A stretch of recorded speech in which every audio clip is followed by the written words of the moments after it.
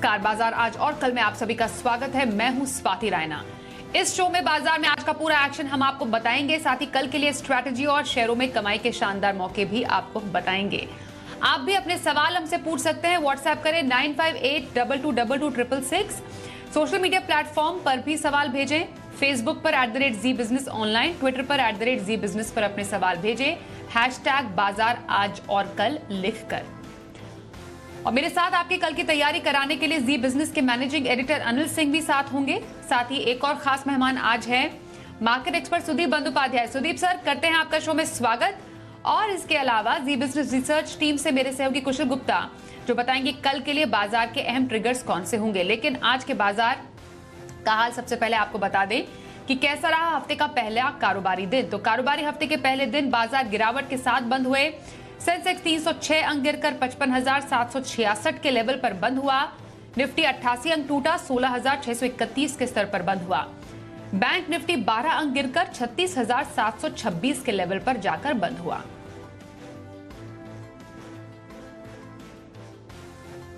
और आइए अब एडिटर्स टेक में अनिल जी से समझते हैं कि लगातार 6 कारोबारी दिनों की तेजी के बाद हफ्ते के पहले ही कारोबारी दिन बाजार क्यों फिसले। हफ्ते की शुरुआत भारतीय बाजारों ने थोड़ी कमजोरी और थोड़े सधे हुए मूड के साथ की है। उसकी वजह यह थी कि अमेरिकी बाजारों में मिला जुला सा कारोबार था शुक्रवार के सेशन में, और भारतीय बाजारों में भी आज एक्शन उसी के लिहाज से होता दिखा। तो ग्लोबल संकेत, चूंकि ये हफ्ता बड़ा इवेंट वाला है, अमेरिका में फेड की बैठक है, ढेर सारे डेटा आने वाले हैं, कई कंपनियों के नतीजे अमेरिका में आएंगे और उस लिहाज से एक्शन काफी रहने वाला है।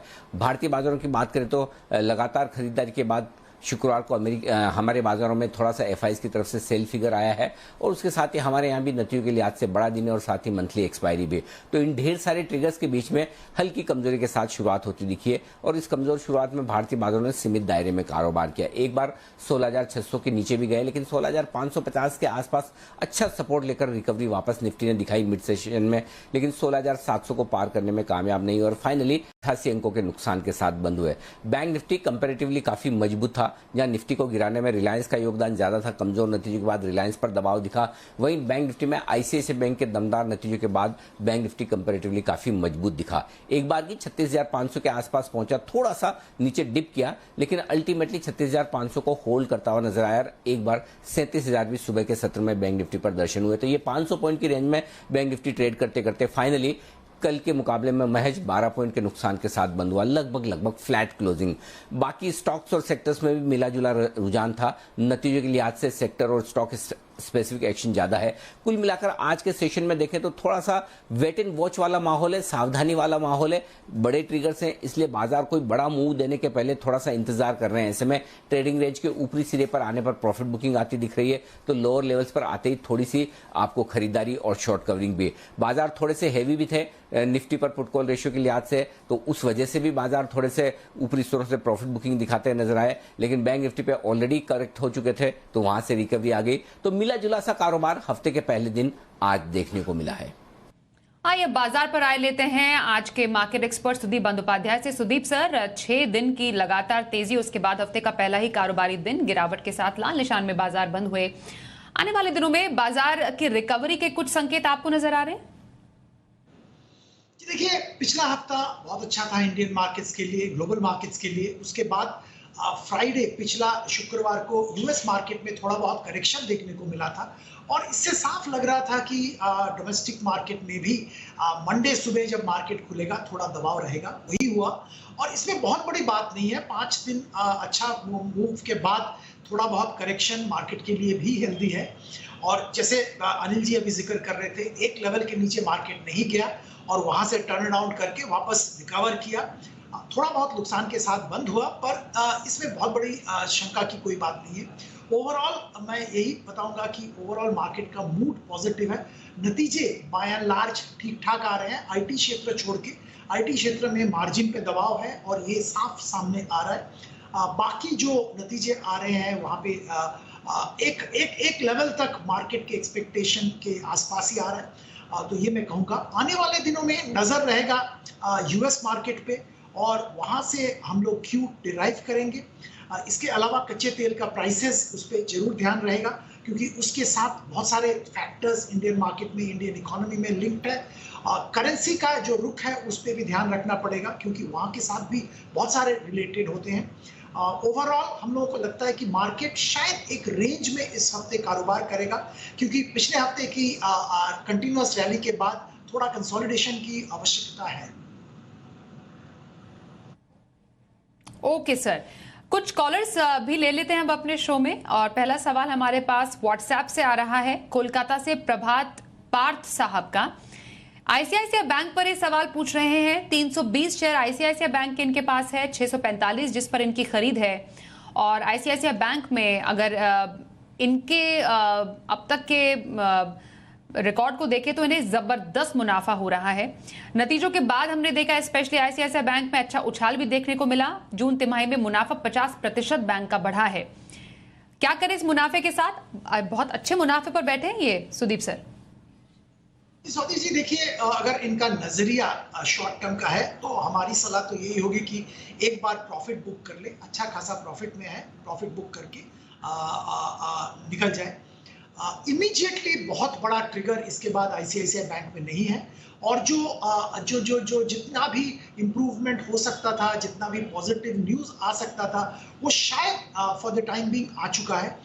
तो इसीलिए मैं ये सलाह दे रहा हूँ। अदरवाइज बैंक में कोई खराबी नहीं है, बहुत अच्छा परफॉर्मेंस है, रिकॉर्ड परफॉर्मेंस दिखाया है और आने वाले दिनों में भी इनका प्रदर्शन अच्छा रहने वाला है। पर ऐसा एक अपवर्ड मूवमेंट शायद ना मिले। इन्होंने 600 कुछ शेयर में 600 कुछ रुपए में शेयर लिया, 800 रुपया हो गया है, तो एक बार मुनाफा वसूली करना बनता है।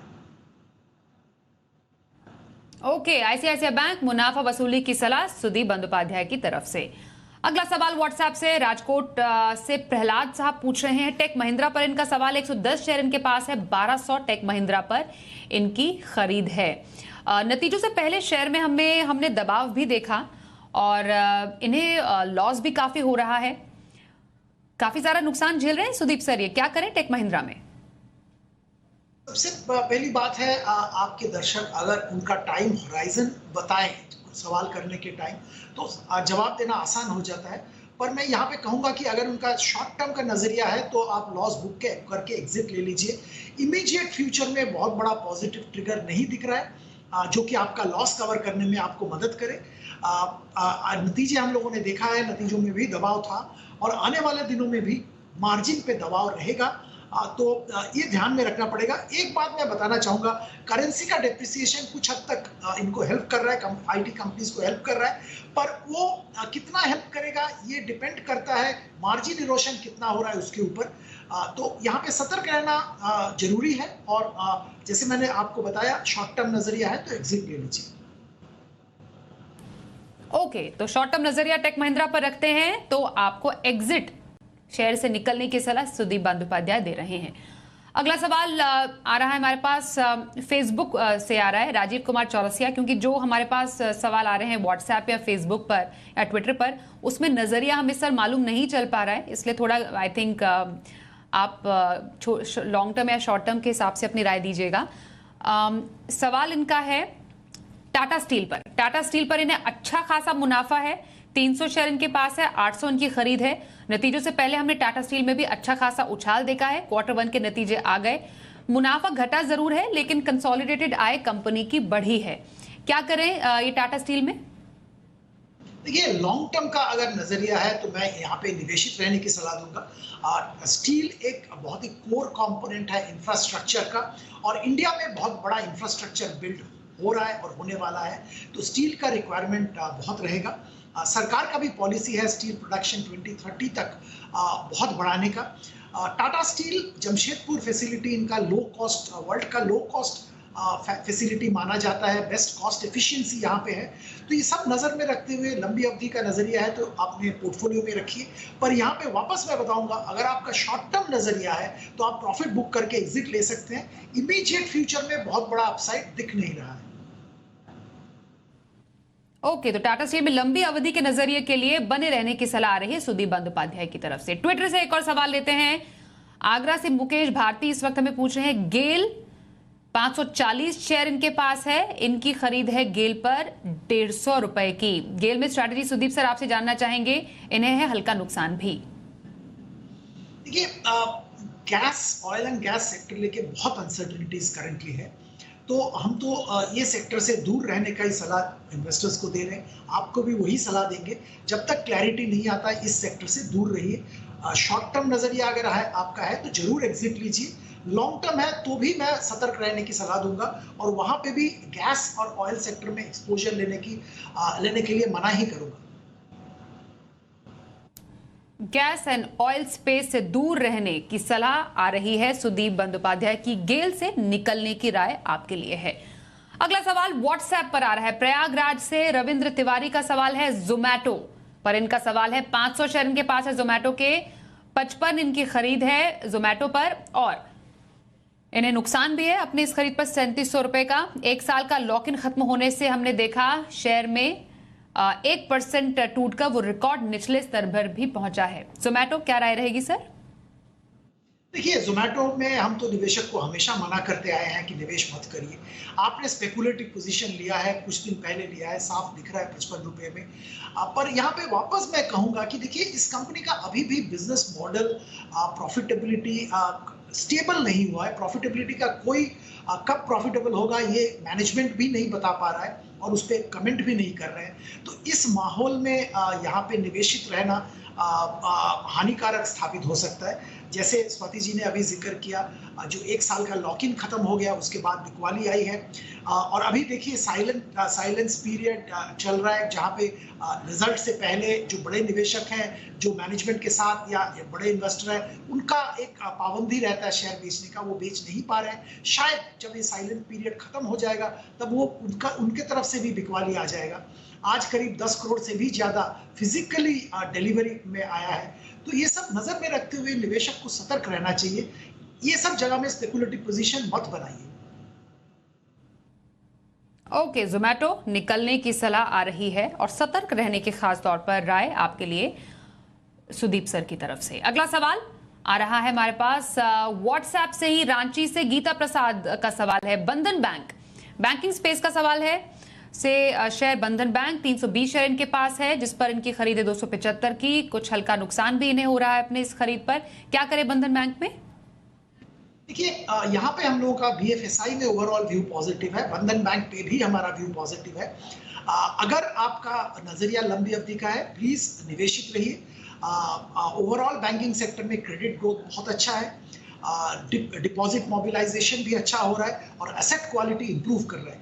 इस क्वार्टर के जो नतीजे आए हैं वो ऐसा कुछ खास नहीं था, पर आने वाले दिनों में सिग्निफिकेंट इंप्रूवमेंट की संभावना है। तो अगर आपका नजरिया 6 से 12 महीने का है, बेझिझक निवेशित रहिए। 6 से 12 महीने के नजरिए के लिए बंधन बैंक में बने रहने की सलाह, निवेश जारी रखने की सलाह सुदीप बंदोपाध्याय की तरफ से। फेसबुक पर अगला सवाल लेते हैं, और हमारे पास महेश गौतम झांसी से सवाल पूछ रहे हैं। इनका सवाल है नवीन फ्लोरिन पर। 18 शेयर इनके पास है, 3500 इसकी खरीद है। नतीजों के बाद तूफानी तेजी शेयर में भी, और तूफानी प्रॉफिट महेश गौतम साहब को भी अपनी इस खरीद पर हो रहा है। सर, क्या करें नवीन फ्लोरिन में? देखिए, फ्लोरोकेमिकल स्पेस में एक बहुत अच्छा मोमेंटम ग्लोबली देखने को मिला है। जो चाइनीज बड़े मैन्युफैक्चरर हैं, उनके तरफ से भी जो बयान आ रहा है उससे साफ है कि ग्लोबल डिमांड फ्लोरोकेमिकल्स का बहुत बड़ा है। इसका ही फायदा इंडिया की जो फ्लोरोकेमिकल मैन्युफैक्चरर्स हैं, जैसे कि नवीन फ्लोरिन, SRF, इनको मिल रहा है। तो हम यही सलाह देंगे कि आप इसका फायदे का मुनाफा उठाइए और निवेशित रहिए। नजर रखिए काउंटर पे, पर अभी तो आप प्रॉफिट पे है, और कुछ देर तक जरूर निवेशित रहिए, क्योंकि अच्छा खासा ट्रैक्शन है काउंटर में। और कल के लिए बाजार के अहम ट्रिगर्स कौन से होने वाले हैं, ये बताने के लिए हमारे साथ हमारे सहयोगी कुशल गुप्ता। कुशल, जरा बताइए कौन से मेन इवेंट्स रहेंगे बाजार के लिए खास? जी, तो नतीजों और ग्लोबल इवेंट्स के लिहाज से कल का दिन काफ़ी अहम रहने वाला है, क्योंकि नंबर्स जहां पर अगर आप देखें तो एक्सिस बैंक, टाटा स्टील और टेक महिंद्रा के आएंगे, उस पर इम्पैक्ट हमें आता हुआ दिखेगा कल के मार्केट्स में। एंड कल आने वाली जो निफ्टी की अर्निंग्स हैं उसका भी इम्पैक्ट आपको देखने को मिल सकता है। तो एशियन पेंट्स, बजाज ऑटो और लार्सन एंड टूब्रो कल अपने नंबर्स डिक्लेयर करेंगी। साथ ही F&O स्पेस से टाटा पावर और यूनाइटेड स्पिरिट्स के नंबर्स पर भी आपको नजर रखनी है कल के सत्र में। 5G स्पेक्ट्रम, यहाँ पर ये इवेंट काफ़ी अहम रहने वाला है, क्योंकि काफ़ी दिनों के बाद आप देखिए यहाँ पर इसकी नीलामी, इसका ऑक्शन शुरू होता हुआ नजर आएगा। साथ ही सनोफी इंडिया पर भी नजर रखिए, यहाँ पर स्पेशल अंतरिम डिविडेंड को लेकर बोर्ड बैठक होने वाली है। मैट्रिमनी.com यहाँ पर भी फोकस रखिए, क्योंकि इनका जो बाईबैक है वो कल से शुरू होकर 8 अगस्त को खत्म होने वाला है।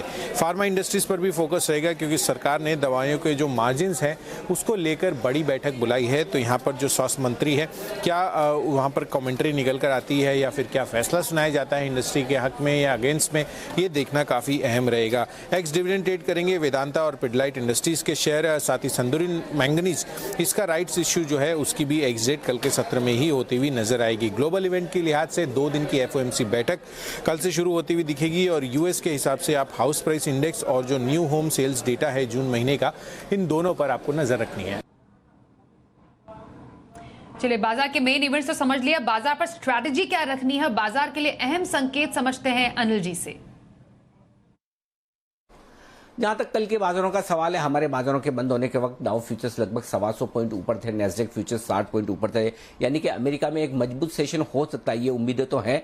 लेट्स सी किस तरह का सेशन अमेरिका में रहता है और कल सुबह डाउ फ्यूचर्स क्या कुछ करते हैं। ये बाहर के ट्रिगर से और साथ ही कच्चा तेल धीमे धीमे थोड़ा नीचे जाने की कोशिश कर रहा है, वो हमारे काम का है। रुपए में हल्की फुल्की मजबूती आती दिख रही, तो बाहर के ट्रिगर्स तो ऐसे कोई खास बुरे दिख नहीं रहे। आइए लोकल ट्रिगर्स की तरफ। तो हमारे यहाँ के ट्रिगर्स, एक तो नतीजों के लिहाज से एक्शन वाला रहेगा ही, दूसरा FIs की तरफ से आंकड़े किस तरह के आते हैं। शुक्रवार को हमने FIs की तरफ से 4 दिन बाद कैश मार्केट में बिकवाली का आंकड़ा देखा, तो आज भी देखते हैं कि किस तरह के आंकड़े FIs के रहते हैं। अब आइए सपोर्ट की बात करते हैं। 16,475, 16,550 कल निफ्टी पर पहले सपोर्ट का, मजबूत सपोर्ट का काम करेगी। असली कमजोरी 16,475 के नीचे ही मिलेगी। ऊपरी स्तरों पर आप 16,700, 16,750 की रेंज वहां रुकते हुए देखेंगे। एक बार 16,800 को पार करके टिके तो फ्रेश मजबूती और तेज खरीदारी आती दिखेगी। बैंक निफ्टी का जहां तक सवाल है, 36,200, 36,350 बहुत स्ट्रॉन्ग सपोर्ट है। उससे ठीक पहले 36,500 भी एक हल्का फुल्का सपोर्ट है, लेकिन असली सपोर्ट वहां पर आपको मिलता नजर आएगा। ऊपरी स्तरों पर 36,900 से 37,000 हल्की फुल्की रुकावट की जगह एक बार 37,000 को पार करके टिके बैंक निफ्टी पर तो बढ़िया और बड़ी तेजी बनती हुई दिखेगी। इन पर आपको नजर रखनी है। ढेर सारे फैक्टर्स हैं, इवेंट हैवी हफ्ता है, ऐसे में आपको एक और जहां डाउ और अमेरिकी बाजारों के चाल पर नजर रखनी होगी, दूसरी ओर FIs की खरीदारी, बिकवाली के आंकड़े और लोकल ट्रिगर्स यानी कि नतीजों पर भी पूरा ध्यान रखना है। आइए अब देखते हैं वायदा बाजार में ऑप्शन की किस रणनीति से कल आपको मिलेंगे कमाई के मौके। कल का ऑप्शन,